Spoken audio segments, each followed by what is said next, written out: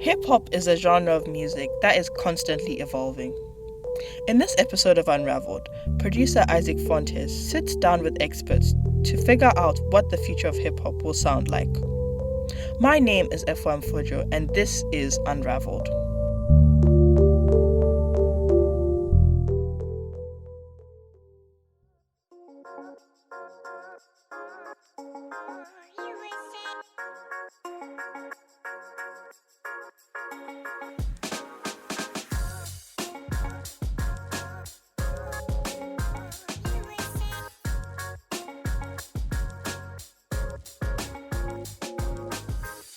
What will the future of hip-hop sound like? It's really quite hard to tell considering the genre is ever-changing and has been ever since its birth in the 1970s. Most notably, there has been a widespread inclusion of melodies and much more abstract flows within recent years. With this, the production and beats have changed as well. It's gone from sounding like this hip-hop and jazz.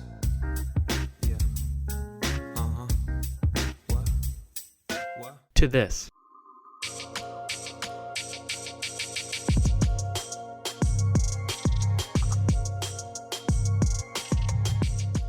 As someone who devotes all of his free time to listening to music and discovering new music, 90% of it being hip-hop, I'm curious to know what the future of the genre will sound like. I've grown up alongside the genre, its creativity and poeticness amazing me more and more each and every day. Each new rapper I discover and love is different from the last, and it keeps me coming back for more. As I've gotten older, I've introduced myself to the many subgenres that exist within hip-hop, and I've developed my musical taste into what it is today. The amount of music being put out these days can be overwhelming, so I reached out to Dylan Green to better help me understand what the future of hip-hop will sound like. Dylan is an editor at Pitchfork, and also the host of his very own podcast, Real Notes, where he interviews artists and talks about the relationship between music and film, two of his favorite things. I started off by asking him what he's been listening to these days. The Bruiser Brigade album, TV 62, which has been driving me crazy. But yeah, like Bruiser Brigade is having such an incredible year, like especially Bruiser Wolf. Like shout out to all of them. Bruiser Brigade is a record label and rap group started by Detroit's own Danny Brown, who is widely considered to be one of the best rappers of the 2010s. They have an impressive roster of rappers, making them one of the most exciting groups in all of hip-hop right now. The group consists of Danny Brown himself, J.U.S., Fat Ray, Quentin Ahmad the God, Z Loopers, and one of my favorite rappers, Bruiser Wolf. His voice and flow is literally unlike anything else I've heard before, in the best way possible. He raps in a high-pitched voice and is able to include humor in his bars in such a unique way. I reached out to him to be a part of the podcast as well, thinking that it would be a long shot to get to talk to one of my favorite rappers, but he was generously down to talk to me. We'll hear from him in just a bit once we get to talking about the trend of humor in hip-hop. Here's who Dylan has also currently been listening to. Tisa Korean from Texas put out 2 new albums last week, and those have been in heavy rotation. Love both of them. They're great. Tisa Korean is a great place to start when it comes to talking about trends in hip-hop. He's an artist and dancer from Texas who makes music that is simply meant to be danced to, relying heavily on trends and what's popular at the time to attract a young audience. A couple of his songs have dance routines to them on TikTok, most notably the Mop Dance, which gained a lot of attention online in 2019. His music relies solely on energy and vibes, and therefore is not concerned with lyricism in the slightest. Like his music is very much from Texas. Like you can tell he's an artist from Texas. His stuff specifically, like he had that moment with the Mop Dance that almost like that was probably like the closest he came to having like a viral moment, quote unquote. But like, I don't really know that he's been trying for something like that again. Like, I feel like regionalism is something that's not super talked about in rap right now because the thing has gone global. So sometimes we forget that a lot of this stuff is coming from specific regions. And it's always nice to, you know, like it's great to be a part of the whole, but like one of the things that makes rap unique is that rap doesn't sound the same in every place. You know, like Tennessee rap doesn't sound like Florida rap, doesn't sound like Texas rap, doesn't sound like New York rap, doesn't sound like New Orleans rap or Michigan rap or California. Like it's all different. You can usually, not always, but you can usually tell who's who depending on where they're from. But like, of course, there's people, you know, with the internet, it makes it easier to like mix and match different styles. Regionalism is still very important, even though the internet has kind of democratized the way people consume and absorb rap culture. It's an interesting mix. It's an interesting time to be a rap fan in that respect. It's weird, but like if you can tune in, you know, we're here. Regionality in hip-hop is important to consider because each state or city that is home to its own scene has its own distinct sound and trend. I asked Dylan the simple yet rather complex question. What will the future of hip hop sound like? Honestly, I think it's hard to tell. And I think that's the beautiful thing about it. You know, like you were saying before, hip hop is ever evolving. It's, in my opinion, probably the most adaptable form of music. Maybe not ever created, but like it's the most adaptable form of music we have now. For me, the thing I always think about is like hip hop is always so close to just like trends in general. You know, like rappers were some of the first people to embrace the internet as like a place for music, you know, like they were among the first. And they were also among the first to really hitch their wagon to the streaming thing. When you look at like early SoundCloud and early YouTube and all that stuff, rap really lends itself to just kind of innovation in that way. Because like at its core, it's about taking a whole bunch of old elements and turning it into something new and like embracing newness, really, you know, like it's like a bunch of software updates. It's like a whole bunch of patches. Like every like 5, 6, 7 years, it's just a new patch and they just take it in super quick. Like I don't even know where hip hop is going to be in a year, honestly, bro. Like I don't know where it's going to be in a year, 5, 10, 20. I appreciate that. You know, on top of it making my job more challenging. Like I just think that's more interesting. Like I just think that's more interesting to not know where it's going. But I love where it's at right now. There's too much good shit going on for me to be like grumpy. With the growing popularity of the rap group Griselda, which consists of 3 rappers from the streets of Buffalo, Westside Gunn, Conway the Machine, and Benny the Butcher, has come the reemergence of the old school hip hop sound that was so prevalent in the 90s, the genre's golden age. They stick to many, if not all, of the traditional characteristics of hip hop and rely solely on their rapping abilities in their music. There are no melodies or obscure production, which can be a breath of fresh air when you take a look at where hip hop has strayed throughout the past several years. With this sound also comes old school bars, grimy rhyme schemes, and punchlines. Are bars and classic rhyme schemes back because of them? Oh, it's been back. Yeah, it's I was just thinking about this a little while ago because like Rock Marciano is the guy. He's the one who like he didn't start it, but like he played a really big role in reviving that sound and like even like innovating it because like his music, at least his newer music, isn't like full on boom bap. There's like barely any drums on it most of the time. Like there's this movement of people who are just like rhyming over just bare loops. And I think that's really fire. Like I think, I think that sound is so foundational to rap as a whole that it's never really ever going to go away. And it never did, but it's definitely having a huge moment right now. Like Griselda definitely helps with that a ton. It's like Q-Tip said on Excursions from A Tribe Called Quest, the low end theory, everything moves in cycle, you know, like and like the pendulum has just come back to this like foundational sound. So I definitely think that it's here. I don't know if it's going to be here forever, but you know, like that sound, whatever you want to call it, is definitely having a moment right now. Another thing that's kind of happening right now is like people are being more raw and open. A lot of artists are figuring out that people want to know about you. It's a delicate balance, obviously, because like you don't want to give too much of yourself away and like get exploited. So I think it's definitely here. And I don't want to say it's a new wave because like you said, like people have been telling stories in raps forever, never really gone away, and it never really even became unpopular. But I think people are just giving more of themselves. It feels like we're at a point now where people are just more comfortable being themselves, whatever that means. Like Lil Durk and Lil Baby are 2 of like the rawest people in the game right now. I think a lot of people take that for granted because of how popular they are. Him and Lil Baby put out one of the biggest albums of the year, but like they're telling stories. And then you want to go a little further underground to like this kind of new movement with people like, you know, like Mike and Navy Blue and Akai Solo and Masai and all these people. Like they're also pouring their hearts out. The word raw keeps coming up, but it's the only way I could describe it. Like it's just like heart on table music. More people are starting to realize that it's easier to connect with an artist if you can feel, not even if you can feel yourself in them, but like if you can feel that there's something there. That's the important part. So I think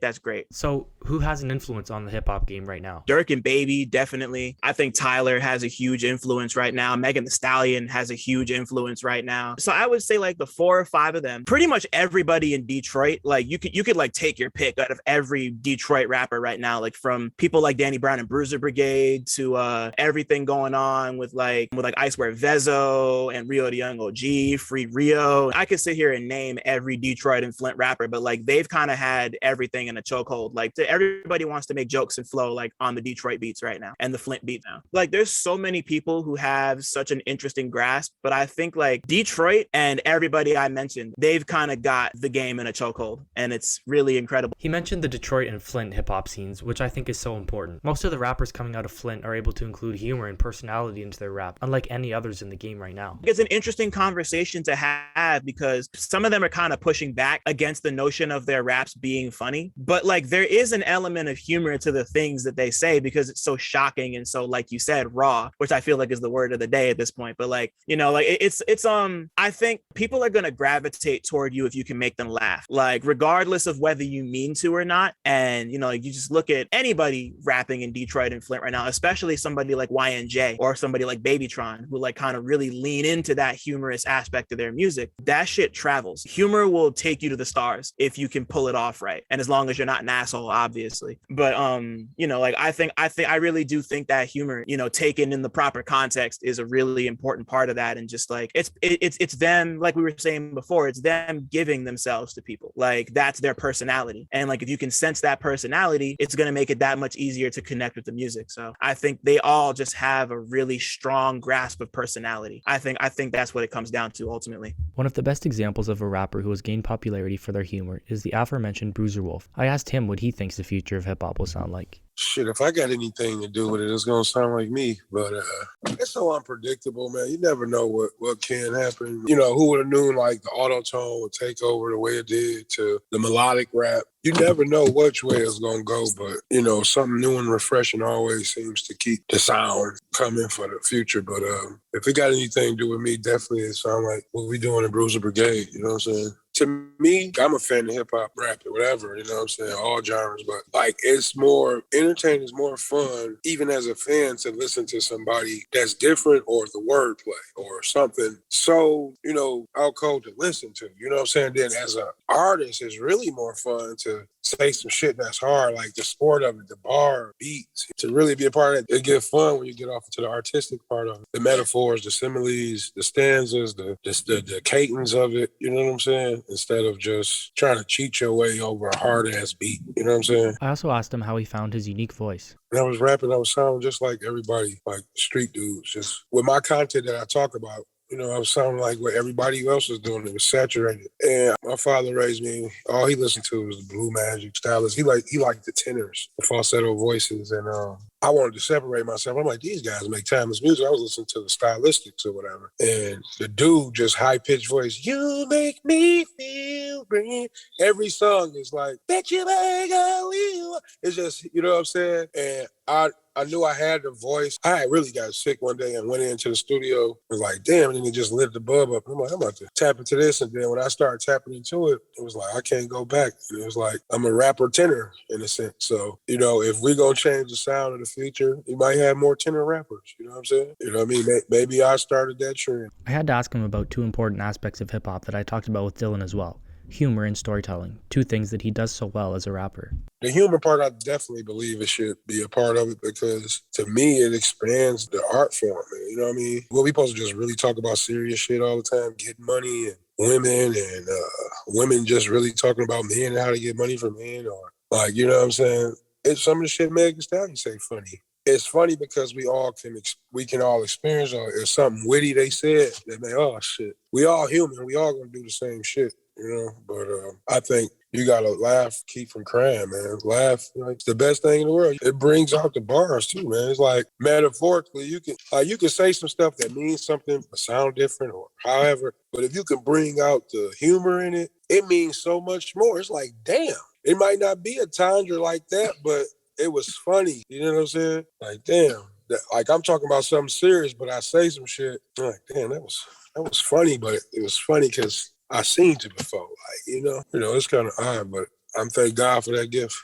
Storytell, to draw me in like that, you know, make me listen to a story. I think that's the beauty of hip hop. I think more artists should do more storytelling. If you ain't dope as a rapper, at least you can do is make a story rap. You know what I'm saying? Like, I think people should get more off into that, but The doper the stories, the realer it is, it brings out the best in your art, though.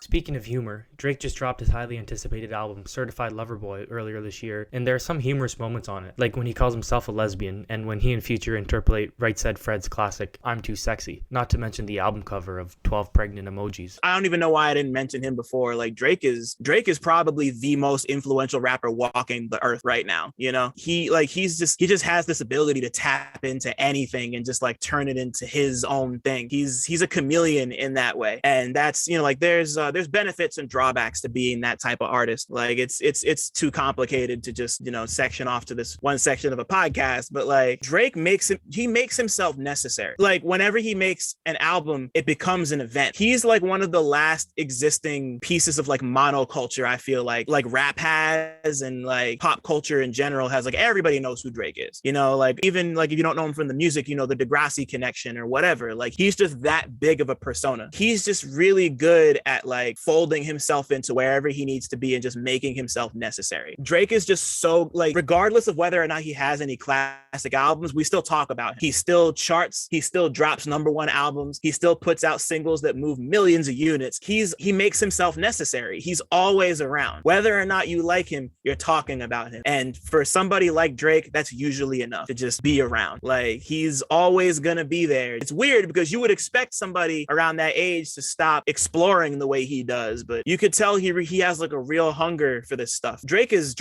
fascinating. He's really weird and gross and great, and like he's a lot. Like he embodies so much. He's fascinating, man. That's all I could say about Drake. He's fascinating. And then of course comes the whole topic of like, did Drake make it cool to sing and rap? Like he's not the first person to do that. He popularized it for a specific generation of people, you know. And like I think a lot of people like younger than Drake are still kind of chasing that like rap sung sound because of him. I think for a certain set of people, Drake was the first person to do that. That can't be denied, and it really made an impact on people to the point where like if you hear somebody singing, like if you hear a rapper kind of singing, you're gonna be like, oh, that kind of sounds like Drake. But there are also plenty of other rappers who have like dabbled in melody too. It's weird, but like just considering how big he is, that's usually the first place people go, you know, is like, it sounds like Drake, right? Because you could even say like Kanye did that too with like 808s and Heartbreak, because like that came out before Drake really before he really started his run. But it's, once again, like either it's complicated. Let's put it that way. It's complicated. What about Kanye, Drake's nemesis? Does he have any influence? I can't really call it at this point, man. Like I want to say yeah, because like his production, like maybe not so much in terms of like the, I mean like yeah, in terms of the music, but I'd say more in terms of like that's where you get into like specific like technique and sensibility. Because like a big thing about Kanye is just he tries to never do the same thing twice, and I think like just like that devil may care attitude to like creating and producing and like editing music, I think that shows up in a lot of different places. Like I could sit here for the next 2 hours and name artists who were like directly influenced by Kanye. He's easily one of the most influential artists rap has ever seen. Like it's undeniable the influence he has on this game. You know, like at the top, like at the top end underground, you know, his DNA is everywhere. And it's just, once again, fascinating, you know, like he's something, bro. I can't handle him. I have to remind myself sometimes of just how influential he is, you know. Like I remember when College Dropout came out, and like he's like he's become a generational artist in that way. Like in the way that like Snoop Dogg is. He's put out albums, but he's become like this massive pop culture figure that just like he's in commercials. He has the Martha Stewart show and all this other shit. You know, like Kanye he's kind of like that. Because like for me, I grew up on, you know, College Dropout, Late Registration, Graduation Kanye. And then there's people who came in at 808s and Heartbreak. And then there are more people who came in during Pablo, you know? So like Kanye means different things to different generations. And on top of the fact that he's this incredibly controversial figure, he's a generational artist. He's very interesting, and he has great music, and he's very influential, but he's a lot. And what about Playboi Carti? I feel like he has a lot of influence on the game right now, especially on artists like Trippie Redd and Yeat, who seem to rely on energy and rage rather than lyrics in their music. Carti's influence is steadily growing, you know, like he's been in this crazy position since Magnolia dropped, and he's another artist who's someone who kind of like changes with every project, you know. Like Carti is an artist who's like Kanye in the sense that he's always trying to push himself and always trying new things, and we always need people who are willing to try new things and kind of like give people a new template to kind of build themselves from. Carti is a lot. you know, he's also a lot. He's just like really weird and strange, and he's just this lanky dude with the dyed hair, dresses in punk clothes, and like people want to be that, and I'm like, that's beautiful. Like that makes me so happy. Like people thought that he was gonna kill rap. Like every 3 years there's just one person, like if it's not Cardi, it's Yachty, you know, like it's always like there's this one person who's like, oh, rap is dead because this person is here. And I'm like, okay, so these are the people who are really pushing the shit forward, and the grumps are gonna grump, and like I knew like he's gonna be a fire starter forever. So I saw him. He did maybe about 50% of his lyrics and like rapped over the vocals the whole time, and just spent the whole other time just like running across the stage with like fire and smoke and everything. And it was one of the coolest things I've ever seen in my life. He just makes everything spectacular. Yeah, and it's just that energy exchange, you know, like nothing needs to be said for energy to be exchanged. Like if you can do that well, then like bam, like you're off to the races. You could go on YouTube and SoundCloud and Audio Mac and everywhere now and find a million people who want to sound like Playboi Carti. It's undeniable. Once again, DNA everywhere. I know sampling is another foundational characteristic of hip-hop, but there seems to be a lot of it being done in the hip-hop that's being put out today, especially a lot of more obvious ones like we saw with Young E. Nace and other Florida rappers who sampled a Vanessa Carlton song in one of their tracks from earlier this year. Even though it was so obvious, it still got cleared and was even supported by Vanessa Carlton herself. One of my favorite rappers right now, his name is Shawnee Bin Laden, and he's from New York. He raps in a whispery yet kind of threatening flow, and he seems to have a mixtape taken down from streaming services every couple of weeks because they contain samples that I guess he wasn't even able to clear. Regardless, sampling has been around forever. Is it here to stay? That's never gonna go away because like that's even happening in the mainstream. You know, like Sweetie's done that a bunch of times. Like Tory Lanez built an entire career off nothing but that shit, you know? That's just like always gonna be a thing for me. Like it's never really gone away, and it's always kind of been super prevalent. I think the thing that's gonna change is like what specifically is being sampled. Because like we said before, everything goes in cycles. So it's just like the stuff is just gonna start moving. Like, you know, like we're kind of in like the early to mid to maybe late 2000s. That kind of fascination is taking over now. Like it won't be long until we're gonna be sampling songs from the 2010s. You know, like it speaks to the longevity of those songs being sampled, and it speaks to just like the impact that this music continues to have on people, and just like how it can be, how it's like this Ouroboros effect, and just like just kind of feeds itself. There's no other kind of music that I can think of that really feeds itself in the same way that rap does, and I think that's beautiful. At the end of the day, hip-hop will always contain some of, if not all of its traditional characteristics in one way or another. It will also always be connected to pop culture, and therefore lend itself to whatever is trendy at the moment. Some of it is just that though, a trend, and will soon be forgotten. But most of it will live forever because of its ability to tell a story, paint a picture, and act as a voice for the voiceless, whether it adheres to trends or not. You know, like rap is pop culture right now too. Like rap fans are kind of having this beautiful moment where the world is speaking our language in a way, you know, like it's like some people don't always get it, and it sounds kind of corny sometimes. Like it depends, but like the world is at least attempting to speak our language right now, and that's crazy. This shit started from a blackout in the Bronx, you know, like my dad was alive for that shit. Like he was like a 40-year-old man when hip hop first started. So like this shit is like, it's about like hip hop as a genre, as a culture, is about to turn 50 years old in like a couple of years. And like, I don't really see that innovation going anywhere anytime soon. And smell the roses while you can, because like we're having a moment and there's so much beautiful shit out here. Always give respect to the pioneers, respect to the people that do trendset, you know what I'm saying? But also, you know, believe in yourself, you know what I'm saying? Never give up on what you're doing, man. Perfect your craft and set your own trends, you know what I'm saying? You know what I'm saying? God bless hip hop. Yeah.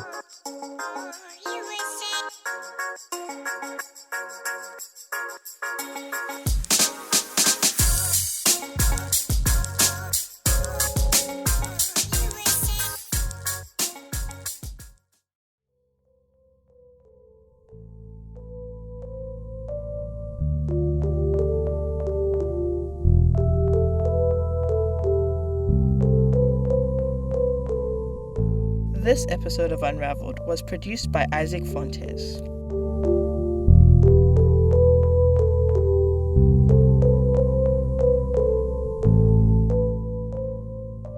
Our associate producer is Taha Hashmani, and our executive producer is Elena DeLuigi. Special thanks to John Powers for composing our theme music, and Ben Shelley for creating our podcast artwork. Our professor is Amanda Cupido, and special thanks to Lindsay Hanna and Angela Glover.